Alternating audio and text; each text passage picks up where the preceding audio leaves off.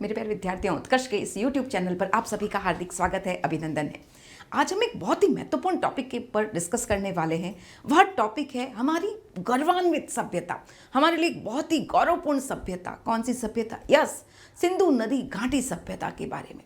आपको जानकर हैरानी होगी कि विश्व की प्राचीनतम सभ्यताओं में हमारी सभ्यता जो है बहुत ही जबरदस्त प्राचीनतम सभ्यता थी। और न केवल प्राचीनतम थी बल्कि बहुत ही ऐसी चीज़ें हमें मिली है, ऐसे नगरीय अवशेष मिले हैं जिससे हमें गर्व होता है।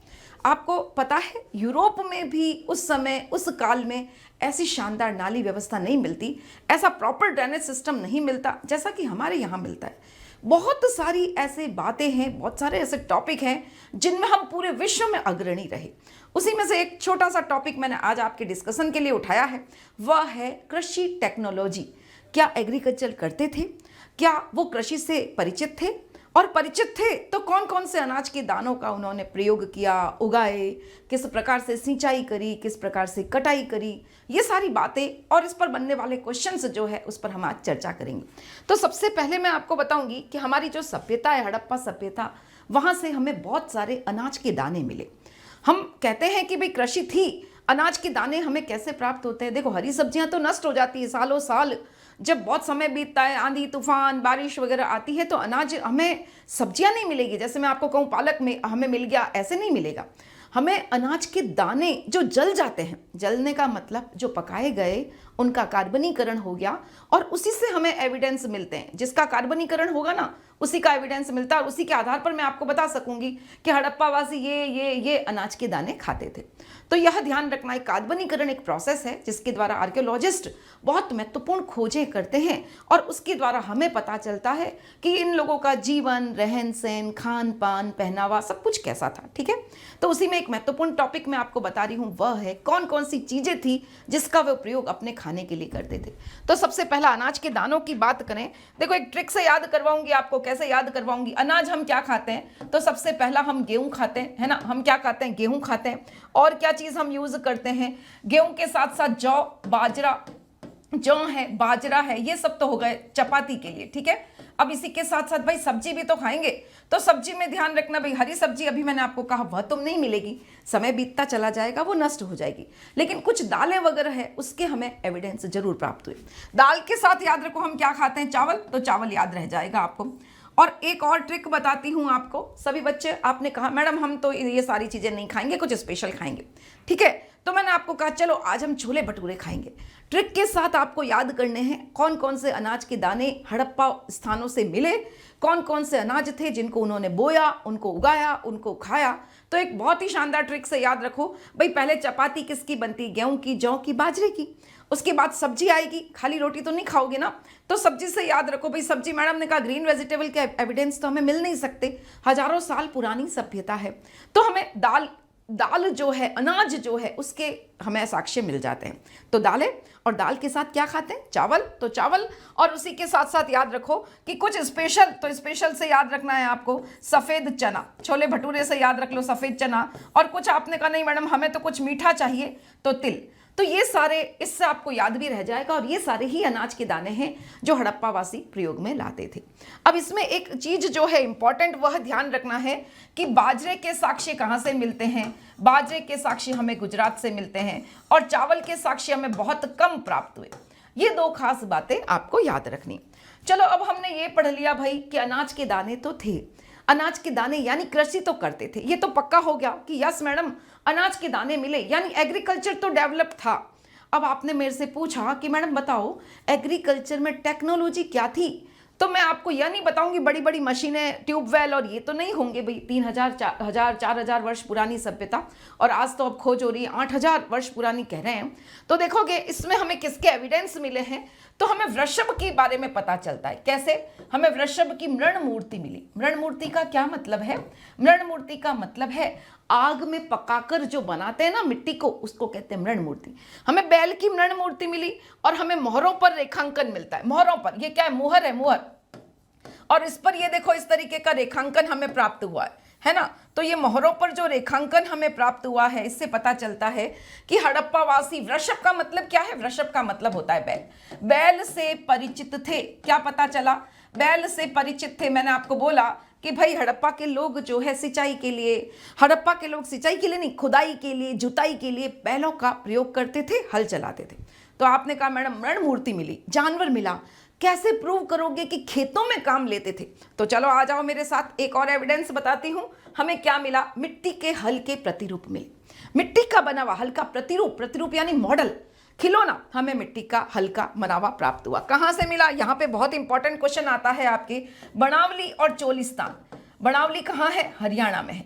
चोलिस्तान क्या है? चोलिस्तान जो पाकिस्तान से लगा हुआ थार रेगिस्तान का भाग है, वह चोलिस्तान कहलाता है।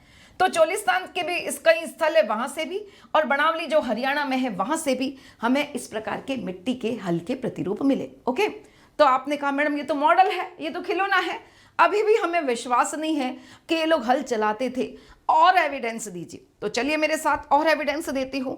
अब हम चलते कालीबंगा की तरफ, राजस्थान में आ जाओ। कहां पे आ जाते हैं हम? राजस्थान में आ जाते हैं।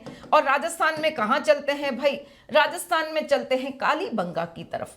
राजस्थान में कालीबंगा से हमें क्या एविडेंस मिले?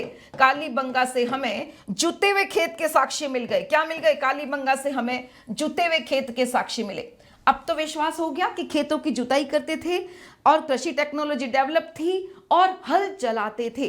जब जुते हुए खेत मिल गए, खेत है उसमें हमें पता चल रहा है कि भाई जोता है उसको एकदम बढ़िया, जैसे हम खुरपी देते हैं ना, उसी प्रकार से इन्होंने जुताई करी है बैल से।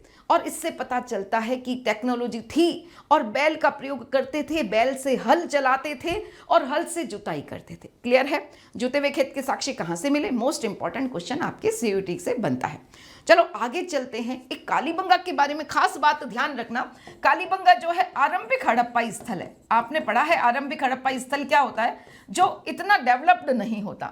तो आरंभिक हड़प्पा स्थल से संबंधित है हड़प्पा स्थल, एक तो यह ध्यान रखना, इस पे ये क्वेश्चन भी पूछ सकते हैं। जुते हुए खेत के साक्ष्य तो पूछेंगे ही। कालीबंगा कैसा स्थल है? आरंभिक हड़प्पा स्थल।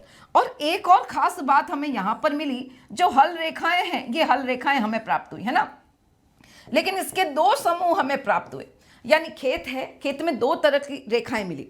एक पूरी ऐसी रेखा होती तब तो एक ही फसल होगी, लेकिन दो रेखाएं मिली जो समकोण पर काटती हुई है। तो इससे क्या पता चलता है? एक फसल ये है जौ की और ये बाजरा की, यानी दो कोई फसलें एक साथ उगाते होंगे। यानी इतने इंटेलिजेंट थे, एक ही खेत में दो फसलें एक साथ उगाते थे, इतना इनको नॉलेज था। बताओ क्लियर हुआ? क्या क्या बताया? कालीबंगा से संबंधित तीन इंपॉर्टेंट बातें जो आपके एग्जाम में पूछी जाती है। जुते हुए खेत के साक्ष्य कहां से मिले? कालीबंगा से। नंबर 2, आपको क्या ध्यान रखना है? हल रेखाओं के दो समूह मिले। और कालीबंगा कैसा स्थल है? विकसित हड़प्पा नहीं, यह आरंभिक हड़प्पाई क्षेत्र है, जो बहुत बहुत मैच्योर जो है हड़प्पाई क्षेत्र में नहीं आता। क्लियर है? तो इन तीनों में कहीं से भी क्वेश्चन आपसे पूछा जा सकता है। तो इस प्रकार से ये बता दिया आपको कि यस टेक्नोलॉजी थी।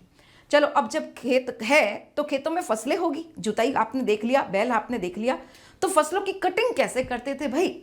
अब इसके बारे में एक प्रश्न उठता है हमारे दिमाग में कि मैडम ये बताओ कि फसलों को काटते कैसे थे?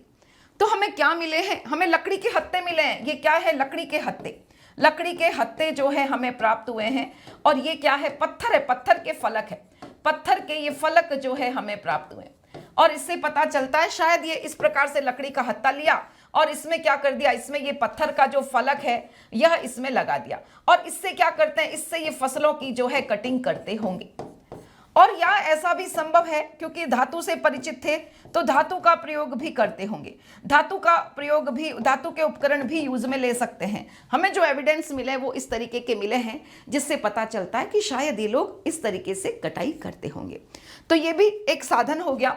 अब हम बात करते क्या सिंचाई की आवश्यकता पड़ती थी? यस, हड़प्पा के क्षेत्र अर्धशुष्क क्षेत्र में बसे हुए थे। हड़प्पा के जो शहर हैं वो ऐसे नहीं है कि वहां पर खूब पानी पानी है, हाँ नदियों के किनारे है, लेकिन अर्धशुष्क क्षेत्र है, इसीलिए जल का स्टॉक जरूर करते होंगे। क्या एविडेंस मिले मैडम? यस, एविडेंस मिले हैं बच्चों। कौन सा एविडेंस मिला? तो हमें बहुत सारे कुएं मिलते हैं, बहुत सारे हमें जलाशय मिलते हैं, बहुत सारे जलाशय मिलते हैं, और हमें बहुत सारी नहरों के भी साक्ष्य मिलते हैं। नहरें तो संभवतः यहां पर क्या करते थे? पानी का संचय करते थे और फिर उससे क्या करते थे? फिर उससे सिंचाई का काम करते थे। क्या करते थे? सिंचाई का काम जो है करते थे। ये राजगिरी संरचना है, धोलावीरा गुजरात में है, मोस्ट इंपॉर्टेंट हड़प्पाई क्षेत्र है। और वहां से हमें धोलावीरा से यह हमें जलाशय प्राप्त हुआ है। राजगिरी संरचना का मतलब क्या है? राजा महाराजा द्वारा निर्मित। धोलावीरा से हमें क्या मिला है? जलाशय। और इससे स्पष्ट होता है ये आम आदमी तो नहीं बना सकता, कोई विशेष बड़ा आदमी राजा था या नहीं ये तो हमें 100% श्योर नहीं है, लेकिन इस प्रकार से साधन जरूर मिले हैं हमें, कुएं के भी एविडेंस मिले और जो हमें बताते हैं कि यस यहाँ पर क्या करते थे, यहाँ पर सिंचाई के लिए ये साधन काम में लेते थे। अब नहरों के साक्ष्य कहाँ से मिले? मोस्ट इंपॉर्टेंट देखो, नहरों के साक्ष्य जो है हमें अफगानिस्तान से। कहां से मिले? अफगानिस्तान में एक जगह है शोरतुगुई, वहां से हमें नहरों के साक्ष्य मिले। शोरतुगई जो स्थान है, शोरतुगई जो स्थान है, वहां से हमें क्या मिला है? नहरों के साक्ष्य मिले। अब नहरों के साक्ष्य खाली शोरतुगई से ही क्यों मिले? क्या पंजाब में नहर नहीं थी? बहुत आश्चर्य की बात है। होगी पंजाब में, सिंध में नहरें जरूर होगी जहां नदियां हैं, लेकिन बच्चों क्या हुआ? ऐसा भी तो हो सकता है नहर तो थी लेकिन क्या आ गया वहां पर, बहुत सालों साल में वो मिट्टी से ढक गई, मिट्टी का गाद जो है वहां पर आ गया और इससे आज हमें उसके एविडेंस नहीं मिलते। ध्यान रखना है, नहरें सिर्फ और सिर्फ हमें अफगानिस्तान में शोरतुगुई स्थान पर मिली, लेकिन नहरें जरूर और रही होगी और संभवतः वो मिट्टी के गाद से भर गई, ढक गई और आज उसके एविडेंस खत्म हो गए। इसके अलावा कुएं कहां से मिले? तो मोहनजोदड़ो से हमें 700 कुएं के एविडेंस मिले हैं, यानी कुएं भी थे जिससे वो पानी का स्टॉक करते थे, नहरें भी थी, जलाशय भी थे। तो ये कुछ थोड़ी सी जानकारी मैंने आपको इस वीडियो में दी और इसी पर बेस्ड कुछ क्वेश्चंस आपके सामने लेकर आ रही हूं। देखिए आपको उनका जवाब पता चलता है क्या?